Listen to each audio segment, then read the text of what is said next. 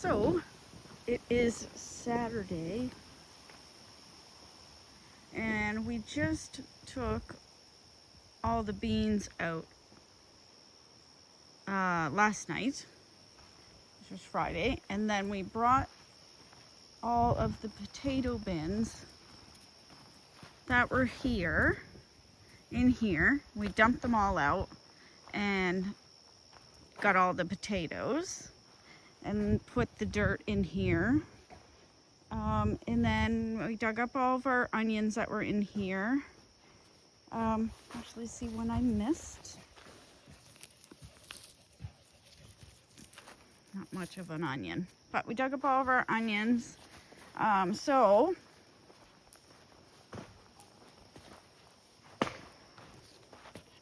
what I'm gonna do is put beets, a few rows of beets in here. And down here is my Chinese artichokes that I'm gonna let go until the fall. And of course, there's a bunch of weeds that need to come out of there. And these peas are still producing. That's our second planting of peas. So we did one planting a row close to the sticks, and then 2 weeks later, a second planting out front. Here is broccoli and cauliflower that aren't really doing a whole lot, except I do have a tiny cauliflower. So what we learned about this garden works really well. I think next year we're going to rotate things around. So the beans were in the middle this year. We might move them to the back and push the onions and things up to the front. The peas aren't going to be here next year because we learned that over the winter we eat a lot of beans. We freeze them in the winter. We freeze them, and that's what we have with our meals. And we like peas as well. So we're going to look at a new spot to make a pea garden to probably quadruple our pea planting. So we got a lot of peas off of these this year, but we want to be able to freeze some. So we're gonna at least triple or double our pea planting next year. Our potatoes did really well. I think we probably got about 20 pounds. We'll weigh them out later. And this garden's doing really well. Hope you can hear me over the wind. So this garden is doing exceptionally well.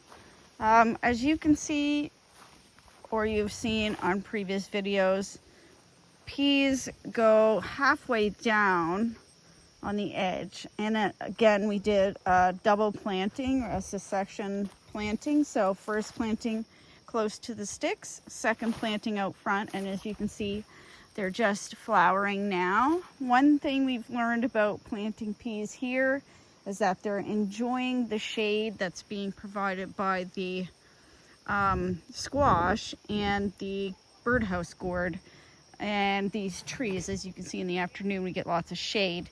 Peas don't like a lot of heat.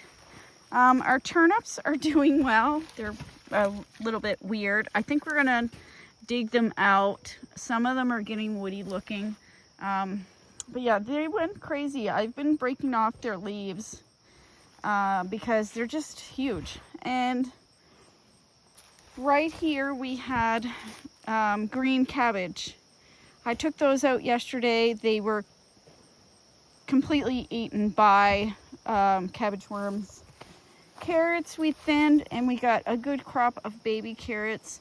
I think we're satisfied with our carrot production in this style and this amount because we cannot store our carrots. We don't like them frozen, and we don't like them bottled. So carrots are something that we're just going to end up buying or using as long as we have them, and then going and buying over the winter. The cucumbers are insane.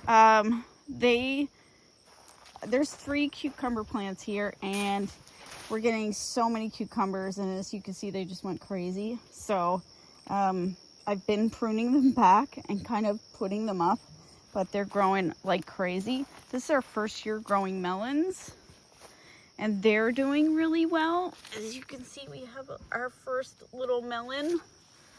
I don't see any other melons in here yet, but they're growing all the way down here. And over in that corner, I planted 3 or 4 acorn squash plants. And as you can see, they're doing really well.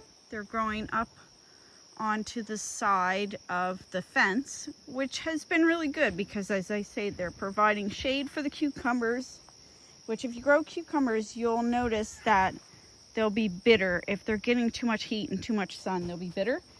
So they're enjoying the shade from the acorn squash plants. And we have lots of squash on the vine already. Like there, and over there, and there, and there, and there. Yeah, we're gonna get quite a few squash off of here. And we've been watering just with regular water for that, and watering the vines helps because they do take in moisture from the vines. Yeah, the cucumbers are crazy. I don't know if there are any in here ready to pick. They're hard to find. Cucumbers went crazy. Melons are doing well. Carrots are doing really well. Oh yeah, our purple cabbage, our surprise this year, because they're doing really well. My father-in-law gave me these starts, and I'm really pleased with the purple cabbage. Doing really well. So yeah, that's the garden update. As I say, I think these turnip are coming out maybe even after supper. Right now we just finished doing the potatoes, and then we're gonna head home for supper. Here's our birdhouse gourds. These are so much fun. In the beginning, this thing was growing a foot, if not 2, in a day. It's absolutely wild. And I just love these. They're really fun to grow. We do need to assess and figure out our water situation because we are in a severe drought. So we've been hauling water from our local meadow. Yeah, this is the squash plant, and it is, oh, I don't know. It's starting to go up this maple tree, and it has squash on it out here, and nobody has bothered it yet. Even the little baby rabbit that's been around hasn't bothered it. Oh, there's another squash. Oh, wow, that's a big one under there. Yeah, this is doing really well. This is one of our prize things that we grew. Now my herbs over here, my herbs are doing really well. We're watering our surprise sunflower that just grew out of nowhere.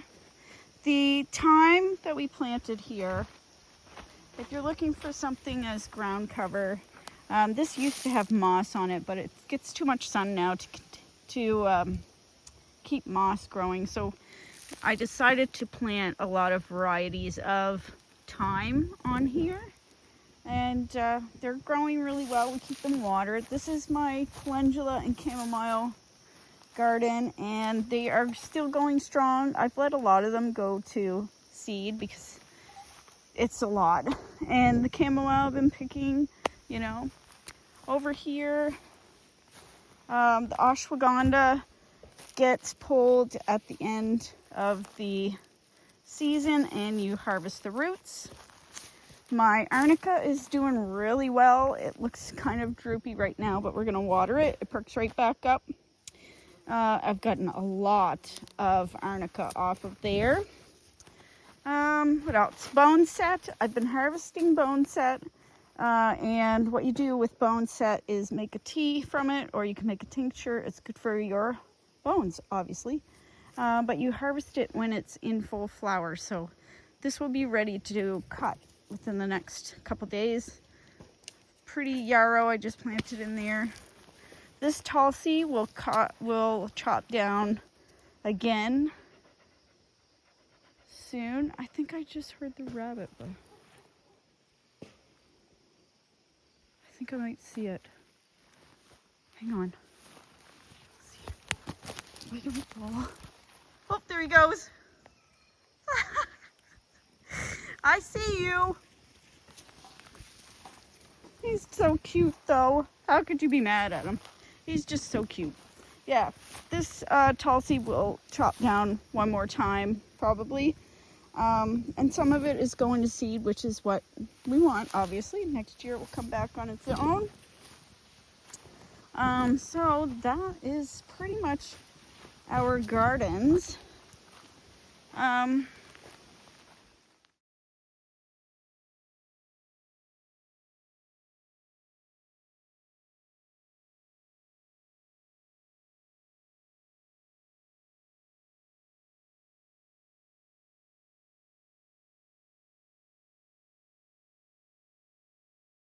That and another piggy update.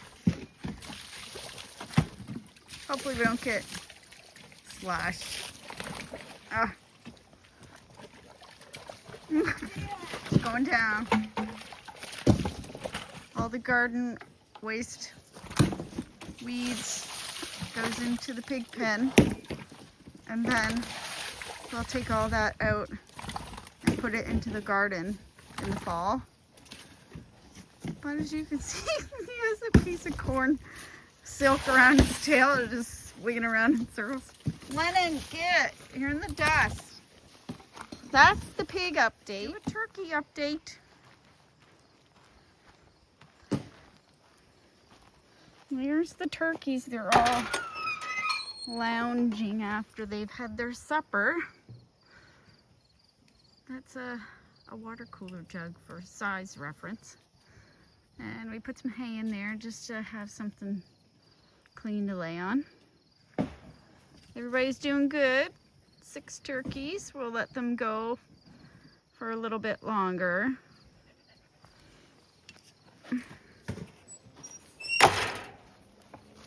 And we did our chickens on Thursday. So they're all done. The chickens are all gone. I don't have anything else for you guys. I think we have 5 toms and 1 hen in here. I'm thinking this is our hen, and the rest of them are toms. But they're doing good. Turkeys are doing good. If you're looking for a good ratio for you know, meat for the winter, a turkey is a good bet. If you're interested in like eating small meals of turkey meat over the winter, you get a lot of meat off of a turkey for a little bit of effort. The meat chickens, like I say, they're not a money maker, and we didn't recoup our costs for all 6 chickens that we kept by selling 6, but we did cut down our cost for those chickens considerably, leaving us with about $100 cost for 6 chickens in all of their meat at a 14 pound chickens that we put in the freezer, and that's not including all of the chicken stock that we get. And I did the math out, it was about 60 meals for about $100 for the chickens. And the turkeys, we will sell 5 turkeys I think this year, and that will recoup the cost of our 1 turkey that we're keeping. I also purchased this year from our good friends at Rosefinch Mercantile, and this came in really handy. So We used this when we processed our chickens for plucking. So I plucked here, and then we have water here. It was really good help, and it's going to be even better when we get it set up. We're going to do like a lean-to style processing outdoor kitchen type deal in the end. And this cost us 200 bucks. It was a great deal. I haven't decided where we're going to put the pea garden, but we do have some leftover dirt from this year's dirt delivery, and a couple of options for putting a pea garden, but it's going to have to be fenced in, of course, like the other gardens. So I don't know where we're going to put it. Yeah, that's the garden update. Things move fast this time of year. So yeah, gonna put some beets in there. Probably pull out the turnip. Probably gonna pull out these turnip, and I'll have to pick peas tonight. And yeah, the pond is dry. We've been hauling water from the meadow that is on this lane, and yeah, it's tough. So we do have to plan for what we're gonna do next year for water. But that's what you do. You just adapt to things. But yeah, I think we'll be definitely increasing our pea production, and our onions do really well. So that's the update for now.